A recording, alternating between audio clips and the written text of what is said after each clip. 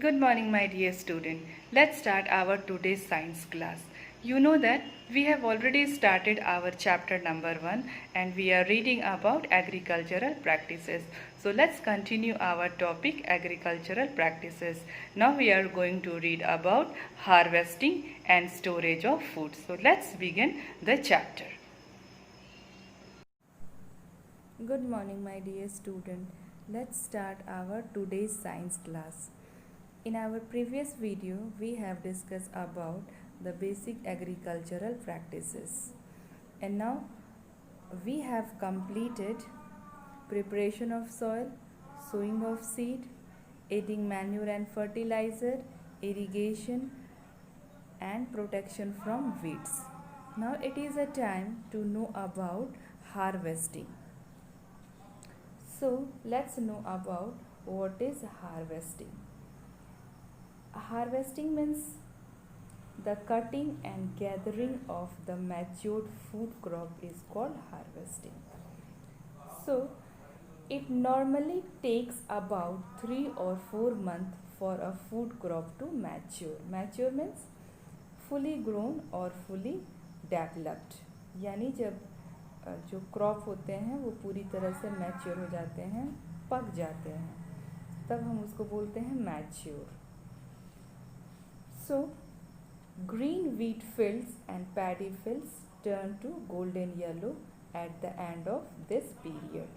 यानी जो crop plant का जो कलर होता है वो ग्रीन से येलो में कन्वर्ट हो जाता है. So it means that this change in color from green to golden is due to the maturity of crop or ripening of crop. Once the crop has matured, then it is ready for cutting and gathering. The cutting and gathering of the matured food crop is called harvesting. Now, in harvesting, the crops like wheat or rice are cut close to the ground by hand using a cutting tool called sickle. So it means that harvesting is done manually by the help of sickle. This is called manual harvesting. So if harvesting is done by hand with the help of sickle, it is called as manual harvesting. In large fields, wheat and paddy crop are cut by a motorized machine called harvester. So nowadays farmers they use harvester also. After harvesting the crop, the next step is threshing. So let's know about threshing. The process of beating out the grains from the harvested crop plant is called threshing.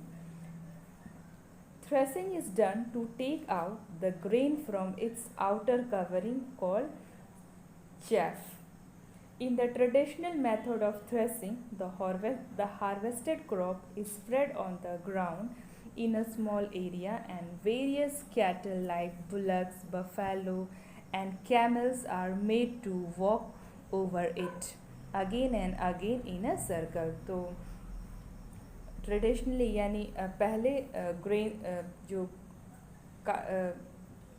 जो harvested crops होते थे उसको ground पे spread कर दिया जाता था, फैला दिया जाता था और उस पर एनिमल्स को दौड़ाया जाता था. तो उसके हेल्प से क्या होता था, जो ग्रेन्स होते थे वो स्टॉक से बाहर आते थे. यानी कि मतलब वो जो चैफ क्या होता है, आउटर कवरिंग ऑफ ग्रेन्स, तो उससे वो बाहर चले आते थे.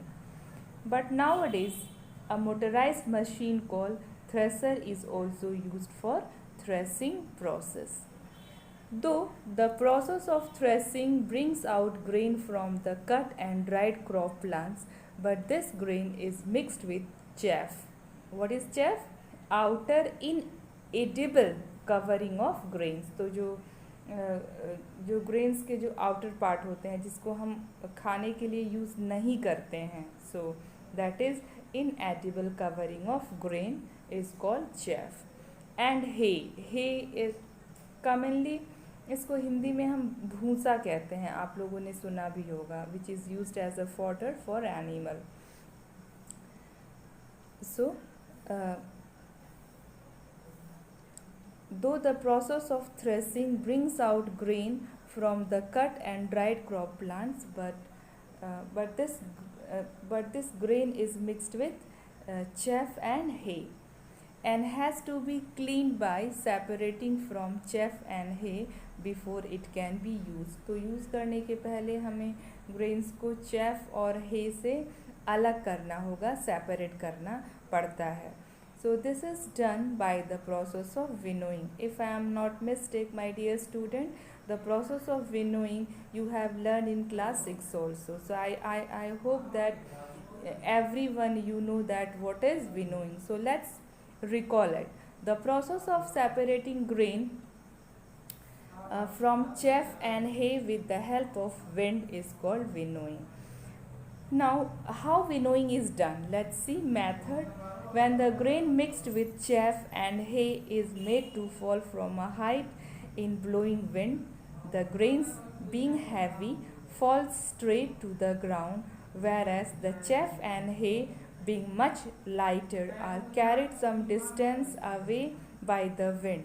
In this way, the grains from a separate heap can be collected and packed in gunny bags. Now these days, combines called combine harvester are being used in large farms for harvesting related operations. A combine is a huge machine which cut the standing cereal crop in the fields, threshes it and separate the chaff from grain in one operating. So combined harvester, it is a machine by the help of which crops it can cut as well as it can separate from hay and chaff also. This grain is clean and can be directly filled in gunny bags. So it means in field में ही जो by the help of combine harvesters grain cut भी जाते हैं और वो chaff और हे से separate भी हो जाते हैं और डायरेक्टली उसको फील्ड में ही गनी बैग में फिल कर दिया जाता है या फिर भर दिया जाता है.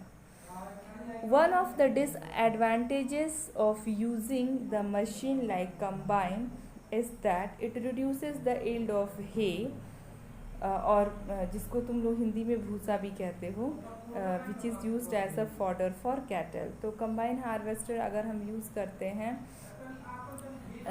क्रॉप्स को काटने के लिए, कटिंग पर्पस के लिए, तो जो hay होता है वो उसका लॉस होता है और उसका लॉस होता है तो it means that hay is used for the fodder for cattles. तो कैटल्स के खाने के लिए फॉडर के फॉर्म में हम हे को यूज़ करते हैं, फार्मर्स यूज़ करते हैं. तो एक ये डिसएडवांटेज है कंबाइन हार्वेस्टर को यूज़ करने का कि it reduces the yield of hay. Now my dear student, do you know one thing? The period of harvest is of great joy and happiness in all the part of India. Man and woman celebrate the harvest season in the form of festivals. The special festival in India associated with the harvest season are Pongal, Baisakhi, Holi and Bihu. So these are the festivals which is celebrated as a harvest festival. So let's move toward our. So student, let's start our next topic, storage. So storage is very very important because if food grains are not stored properly, we can't capable to provide food to our entire population. So that's why proper storage of crop produce is very very important. So let's see that. The fresh food grains like wheat obtained by the harvesting of crop contain more moisture. तो जो freshly grains होते हैं उनमें moisture बहुत ज़्यादा होता है. Moisture यानी नमी, उनमें वाटर का जो कंटेंट होता है वो ज़्यादा होता है. So before storing that grains, we have to properly dry them in sun. So the food grains like wheat obtained by harvesting the crops are dried in the sunshine before storing to reduce their moisture. It is necessary to reduce the moisture content of grain before storing to prevent their spoilage during storage. तो अगर हम उनको store करने के पहले उनके moisture content को reduce कर देते हैं धूप में सुखा के, so in this way it means we protect grain from spoilage also. This is because the higher moisture content in food grains promotes the growth of fungus and molds on the stored grains which damage them. तो moisture content अगर grains में होगा तो ये promote करते हैं growth, किसके growth को, फंगस के ग्रोथ को, मोल्ड्स के ग्रोथ को. सो दे and if they will grow, they damage the food grains. So that's why we have to dry our grains before storing them. So once again you listen carefully that why we have to reduce the moisture content, because the higher moisture content in food grains promotes the growth of fungus and molds on the stored grains which damage them. The farmers store the dried food grains at home in metal beans, that is also called metal drums, and jute bag called gunny bags. तो Ghani bags तो आप लोगों ने देखा ही होगा, आपके घर पे भी होगा, जो जूट के गनी बैग्स होते हैं, जो जूट के जो बड़े बड़े जो जिसको आप हिंदी में क्या बोलते हो, घर पे बोरा कहते हो, बोरी कहते हो. So that jute bags or gunny bag is used for storing that grains. Dried neem leaves are used for storing food grains at home. For example, when wheat is stored at home in iron drums, then some dried neem leaves are put in it. तो student आप लोगों ने घर पे भी देखा होगा कि जो नीम होता है, इट इज़ वो मेडिसिनल प्लांट के रूप में यूज़ होता है. तो उसके लीव को ड्राई करके और जब हम ग्रेन्स को स्टोर करते हैं तो एक लेयर उसमें डाल देते हैं, तो वो ग्रेन्स प्रोटेक्ट हो जाता है, मतलब उसमें कीड़े नहीं लगेंगे या फिर उसमें माइक्रो ऑर्गेनिजम्स का ग्रोथ नहीं होता है. So, dry neem leaves protect the stored food grains from pests such as insect and microorganisms. The large-scale storage of food grains is done by storing them in silos and granaries. So, in this way, we protect it from pests. The most common method of storing food grain on large scale is to fill them in gunny bags. Stitch the mouth of gunny bag tightly and keep this gunny bag one over the other in big godowns.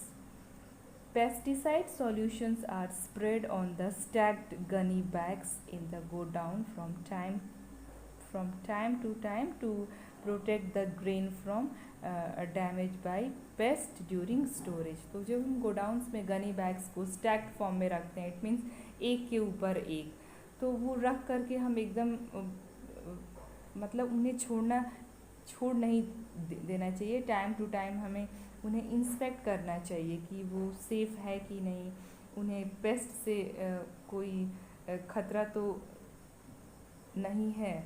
तो मतलब ये कि हमें time to time check करना चाहिए, देखना चाहिए कि जो गनी बैग्स में हमने ग्रेन स्टोर किया है वो मतलब सेफ़ है कि नहीं. तो उसके भी सेफ्टी के लिए we will use, it means we have to use, मतलब जो रैट किल हम यूज़ कर सकते हैं रैट्स को किल करने के लिए, या फिर हम स्प्रे का यूज़ कर सकते हैं इंसेक्ट पेस्ट को कंट्रोल करने के लिए. तो ये these things are very very important to control the population of rat in the go down. So we can control by using rat kills also. So that poison it will kill rat. Now what is it means that grain is stored in silo and granaries also. So what is silo? So silo they are specially designed big and tall cylindrical structure. So the grain silos have inbuilt arrangement for the protection of stored food grains from pest and microorganisms. So सिलो में भी जो grain stored होता है it means it is one of very efficient way to protect the grains from pest and microorganism. So silo का use हम large scale पे करते हैं, हम ग्रेन्स को उसमें स्टोर करते हैं. Now granaries. सो ग्रेनरीज क्या होता है? तो granaries as a large building for storing grains. तो ग्रेन्स को स्टोर करने के लिए जो लार्ज बिल्डिंग्स यूज़ होते हैं, जो बड़े बड़े लार्ज बिल्डिंग होते हैं, उसे हम ग्रेनरीज कहते हैं. Now the bag or sacks in which grain is to be stored should be properly stitched. So these things we have already discussed कि जो गनी बैग में हम ग्रेन को स्टोर करते हैं वो प्रॉपरली स्टिच्ड होना चाहिए, सिला हुआ होना चाहिए. While storing the sack in godown or granaries, care should be taken to have a proper gap between the wall and the bag to avoid moisture due to seepage. तो जब हम store करते हैं गनी बैग्स में या फिर Ghani bags में grain को जब हम पैक करके गोडाउन्स या ग्रेनरीज में जब हम स्टोर करते हैं, so don't forget that granaries और godowns they are a large building for storing grains. तो क्या होता है कि हमें उसके प्रॉपर अरेंजमेंट को चेक करना चाहिए. वॉल से और गनी बैग के बीच में डिस्टेंस होना चाहिए ताकि सीपेज की वजह से कोई मॉइस्चर न हो, because moisture allows the growth of micro organisms. और माइक्रो ऑर्गेनिजम्स का ग्रोथ अगर होगा तो it will spoil the grains. So narrow passage called alleys should be provided between the stack so that one can move easily and inspect the grain sack. तो narrow passage यानी जो हम stack बनाएंगे, जो हम एक के ऊपर एक गनी बैग को प्लेस करते हैं, तो हम इस तरीके से प्लेस करें कि उनके बीच में एक नैरो पैसेज हो, आने जाने का रास्ता हो, जिसके वजह से इजीली हम आ जाके या जो फार्मर्स हैं वो अपने गनी बैग्स को इंस्पेक्ट कर सकें. So this is a very effective way. Inspect करना बहुत ज़रूरी है. अब ये नहीं कि हम उसको ऐसे ही छोड़ दें कि नहीं हमने बहुत अच्छा अरेंजमेंट किया है तो उसमें पेस्ट या फिर माइक्रो ऑर्गेनिजम्स का ग्रोथ होना पॉसिबल नहीं है. So we farmers they should not think like that, because really storage food grain storage is we have to done in such a way that they must be safe, then only we can provide food grain to different part of our country.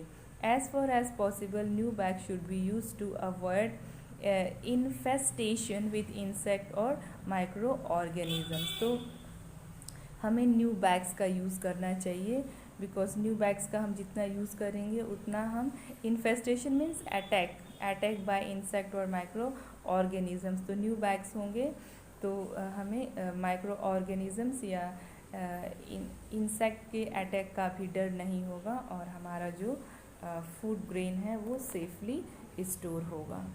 So this is so now come to the next topic, food from animals. So this is last topic also.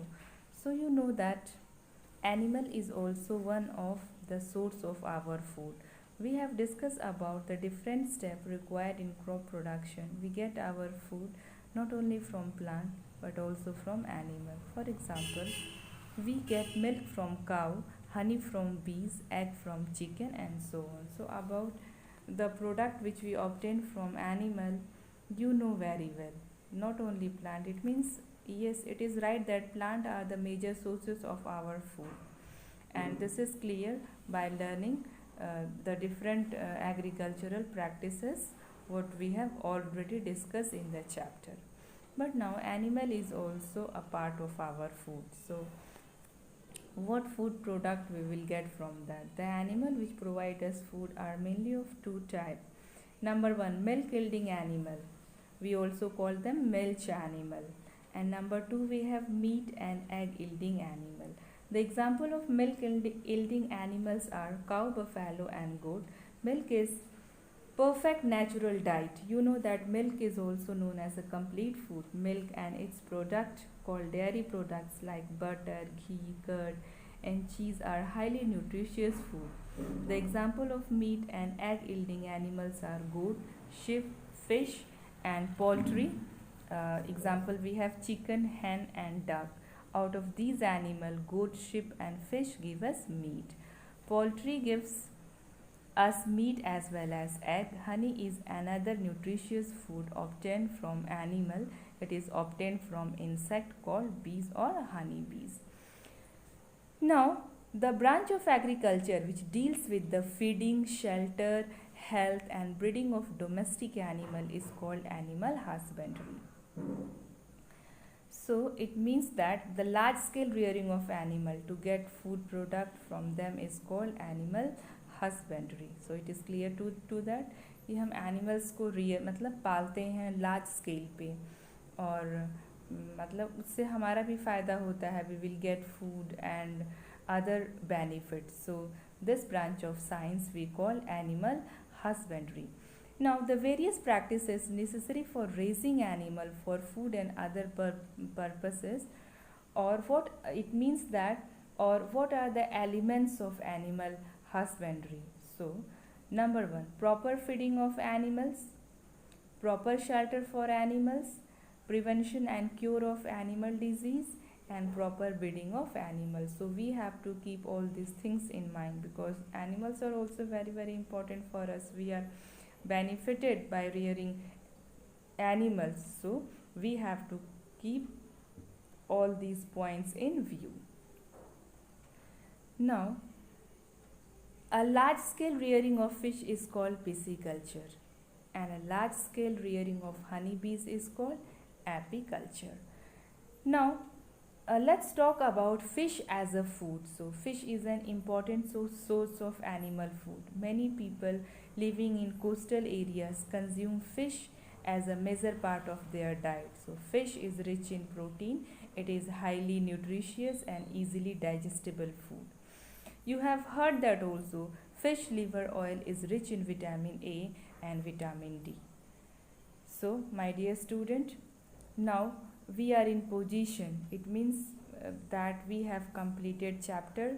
If you have any doubt regarding any topic, you can write in group also and you can call me also. So I want that you go through all exercises, write question and answers and complete your science copy. So make neat and clean notes of this chapter in your science copy and start writing question and answers also. So thanks for watching.